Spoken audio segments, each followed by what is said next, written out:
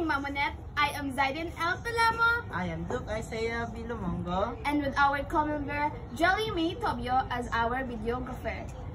So today we'll be interviewing some of the business owners here in Koogman Market. So we will know what are their secrets to make a better and successful business. And we'll also be motivated. For our entrepreneurship, we are ready to interview for our... So nalami dari karon no sa place or sa lugar nga kung asa mi mag-interview. So among interviewon karon kay si Ante, sa pangalan mo te? Oh, mama ko ni Elena Tubio. So Elena ang iyahang pangalan, Elena Tubio. So among unang question sa imo Ante, what products or services do you sell? Unsa nga mga produkto imong ginabaligya te? Vegetable fruits and vegetables. Fruits and vegetables. So ang ginabaligyan ni Auntie daw daari sa iyang small business kay fruit and vegetables. So Ante, when did you start your business? Maybe 5 years ago. Oh, 5 years ago na dahil ni si Auntie kung maligya di ari pa. So daghan gyud kay ni siya kailang nga mga tao o mga customer. Wow. So Ante, why did you decide to start the business? Kasi in English mo nila rin. Ganun nag-decide ko lang ka? Oo. Okay. Nag-decide ko ang small business tungod kay ang imong ang goal is gamay rag sweldo so dili niya ma-afford ang akong paghatag sa akong mga anak para sa iyang pag-eskwela. So musa nag-decide ko nga maghimo ko small business. Wow, grabe jud kayo ni si Auntie. No, grabe jud ka sa kang mama power. Then, ikalima nga question, Ante. What is your daily routine as a small business owner? Kanang imong mga routine bitaw. Oh, sige, ako routine. Daily routine. My daily routine is sa kadlawon, mato sa Puerto, babalik diri sa merkado, mauli sa balay, manlaba, mabalik sa merkado, mamaligya until 7 o'clock. Oh, until 7 o'clock. Grabe, hindi si Auntie, ha? Then, what challenges do you usually face sa pagbaligya dito? Oh, yes, challenge. Ang akong challenge is, need na ko ang run sales ko. Why? The way nga, daghan mamali, so need na ko ang sales ko kung daghan ko, pas daghan ko ka-complete. So, dili pwede nga, dili ko madinan, need gid na ko. Ma-challenge ako kaugalingon na. Mahalin ang challenge. Kay, daghan man may maligya. So, ang challenge natin ay daghan daw siya ka-competensya. So, need gid nimo nga maning kamot, nga mahalin ang ka. Kay, daghan man may maligya. Okay. So, Ante, what do you enjoy most about managing your business? Na-enjoy na ko ang most is kanang mahalinan ko, dawi mahalinan ko, dawi makahatag ko sa school. So, Ante, do you have any employees? No, my daughter only. Okay, wow, grabe. Because my daughter only. So, Ante, who are your usual customers? Ako, usual, syempre, neighbor, maning, ako mga silingan, ako mga mega close friends, puno na sa ako. So, diyon sa yung pag-decide nga mo, unang ibang price ninyo sa mga gulay? Nag-decide ko nga, sakto na akong presyo, kaya dili pwede nga, dako ko na akong presyo, kaya akong mga managsilingan is fair among presyo, para patas mo doang, dili ka na lang sa ako, di ko kinala mo dako akong presyo, patas mo, nilibin lang. Okay. So, Ate, pila mong capital sa pag-follow yung business natin? 200, right? Gamay ra. Gamay ra. Ni Jud. Gamay ra. Gamay ra. So, kang Auntie, no, ang capital niya sa inani nga business to kay gamay ra. So, Ate, gamay baka kurente, right? Syempre. Oo, sa balay. Normal. Pero dili sa gawas is, wala. Kaya sa uban mo Jud is, ibas mo sa uban, mamaligit ka sa uban merkado is na magkakatong ka.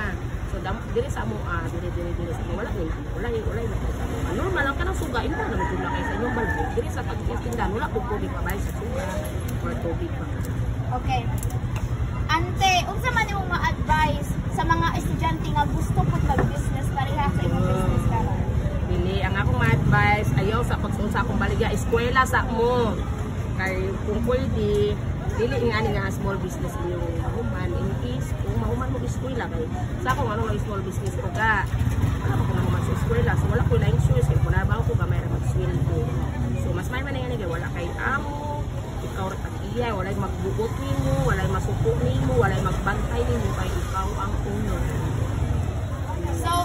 pwede mo ang profit and income na po?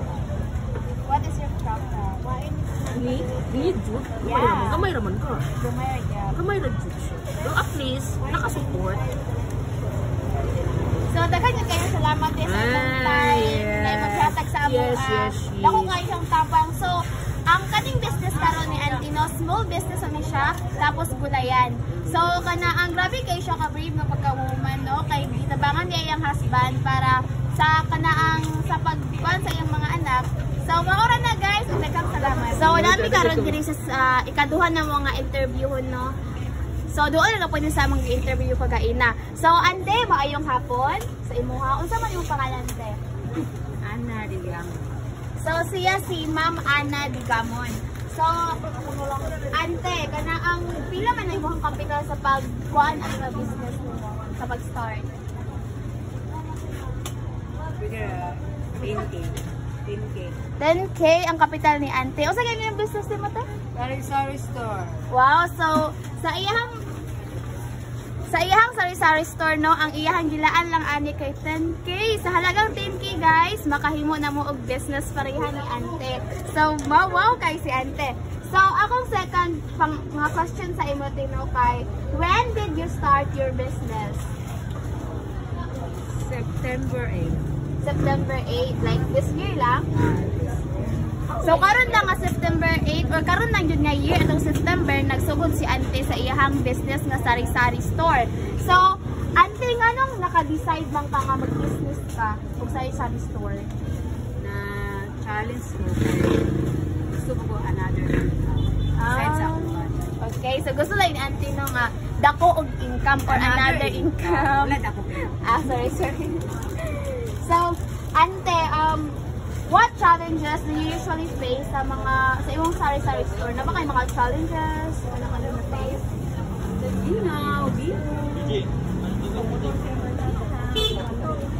So, unsa yung pinakaganahan te sa imong pag-business sa sari-sari store? Nakatigong po gamay na money, extra money sa akong pagpamaligya. Sige te. So, na ba kayo mga employees te sa imong small business? 2 employees mo. Oh, so na kayo 2 ka employee. So, ante, ginaunsa niyo pag-decide ang mga price daan sa imong mga baligya? Kuan ni sa price gikan sa Tindahan. gikan sa kumprahan. Gikan so sa pag-decide ni auntie sa pagkuan sa iyang mga baligya, ginakuan niya gikan sa iyang mga gikumprahan nga dapat na sa profit makuha. So, ante, do you plan to expand your business in the future? Like, pwede kung pa ba mo ni or okay na ni? Someday, basin. Yes, someday. So, ante, unsa man yung mahatag ng mga kanaang advice sa mga gusto po magsari-sari store, sa gusto po nga mag pareha sa imo nga business owner? Matigom sila, mag-budget, aron katigom, aron kung gusto sila mamaligya, alin sila Sige. So, besides sa mga employee ni mo, apa ba kailangan ginabayaran dari sa imo? Suga, rent. Suga ba yan dahil si auntie sa iyang rent dari to din suga po. So, auntie, nagkakain salamat sa imong time kung maro ng pagkakana. Thank you, te. So karon nanapod tayo ikatulong nga interviewon kani yang baligya kay mga peanuts. So as you can see, mga typical nga atong snack tagahapon or ayan ta mo atong spilan para natay brain cells mo gana. So kuya, unsa imong kuan aning business nimo start up? Like profit or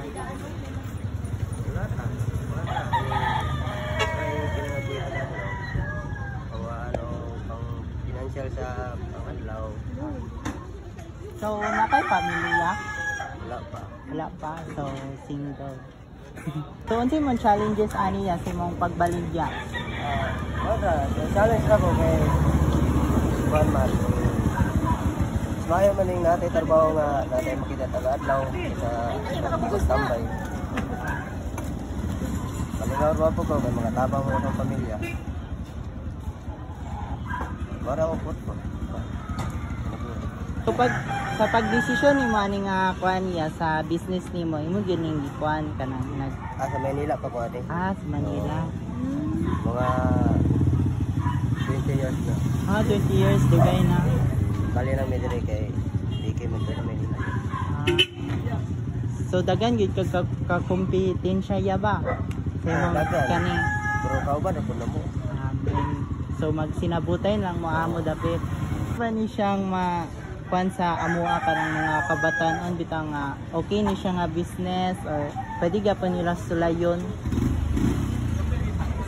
Depende. Di man mo parehabot ang talent sa tao ko. So Ay, gusto nga yung na talent sa tao, natuyuban nga taas pa yung talent. so unsay mo hang kuan niya, unsay mahatag nga kanang motivational words or mga mastorya nimo sa amuang mga estudyante nga kamulong pag eskwela nyo may mga plano sa kinabuhi.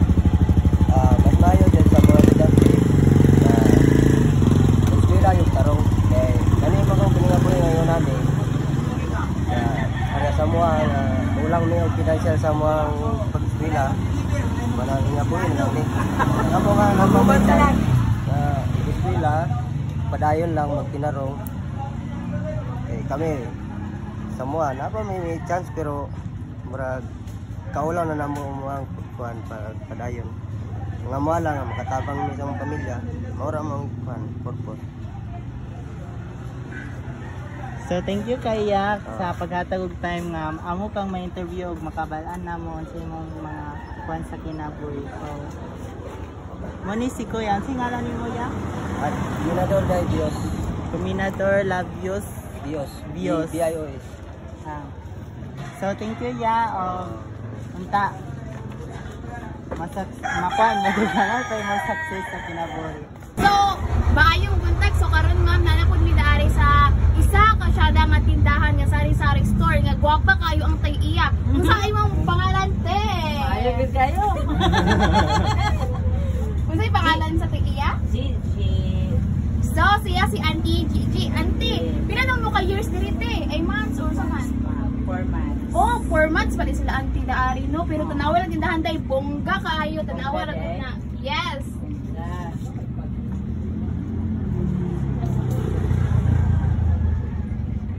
So, Auntie, mo abot ba og 5,000 ang inyong kapital daari sa inyong store or mas pa na? Sobra pa. So sobra pa di ay ang Sobra pa. kuan nila. 5,000. Sobra pa mga 10k. More? So more than pag ay ang kapital nila Auntie dari sa ilang store dai no. So ako pangutana pa sa imo Auntie kay kana ang unsa man nga mga challenges tay mo hanggang ka face why nagpamaligya ka dari sa imong store. Sa challenges na Like, example, mga challenges nga for example kana ang magbayad ba mag rent or gabayad mag rent ayan, tubig pod. tubig, suga, niya, mingaw. So dari daw kay gabayad daw sila Auntie og kana ang kuan dari mga kana ang bayro nila sa tubig, sa kuryente. So kan jud no ang business jud no kay challenge jud siya no. Pero kung kabalo jud ka mamaligya o gusto jud yung nga business, imo jud pa lang po. Di ba te? Oo. Okay. So isa pa question na mo Auntie sa imo no kay ano naka-decide man kati nga mag-business ani? Moro man ako kuan, maabot. Dili lima ko ka panarbaho, kay wa mo grado. Diba? Siya na gud kayo no nga kana ang naatay kuan bitaw ka na mag-isip kita sa nga unsa nga business para gid ni Auntie. So kuan na ba kay mga employees diri ate imong business? Karon wala na. So sa una na pero karon wala na yung mga employees ya. Kami na lang. Sa inyo lang pamilya. So Auntie, unsa man imong kaganahan sa pag-business o mga gulayan? Unsa man imong kana ang ginapasyadahan or sa pag-business daari? Akong ganahan sa gulay. Sa pag-business og gulay. Dali ra mong gud siya mga kuan. Dali ra ta ka kwarta na medyo pod. Ako dako ko na to ang income. Oh, so dako pa ang profit ni Auntie Daari no sa iyang gulayan. So maayo gid kaayo ni siya nga business no. So ano te kana ang gaplano baka tinga ipa-expand pag yun mong business into higher levels yun te? Oo, buhon, maloyan Ginoo. Unta, maloyan Ginoo ipa-expand ang nanti ang business pag yun kugon daw. Sus. Kugon. Kugon. Kugon naman kon. Pagid pa dulog. Ay, Manila te. So ano pag yun te?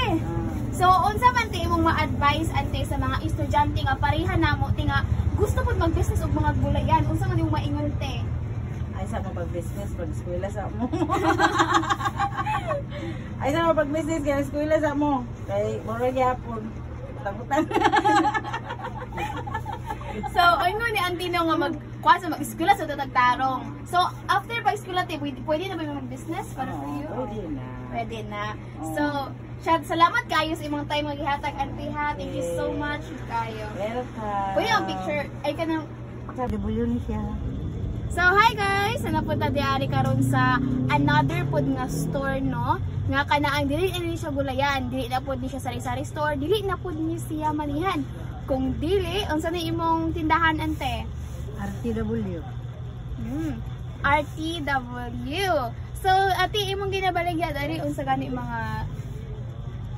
mga bag, mga sanina, chinilas, ay school supply, na mga pants, mga any kind.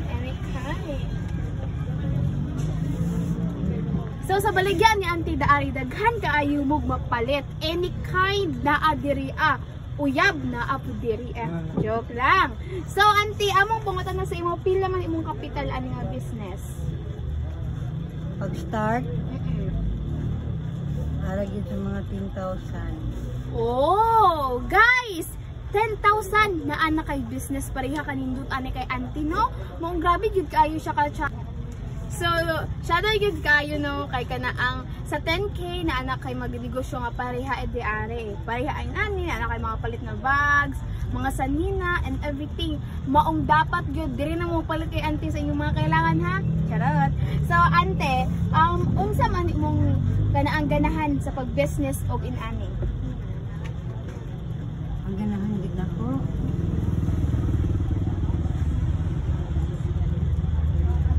More on toys. So ganahan daw si Auntie Daari. Mga school supply, mga estudyante.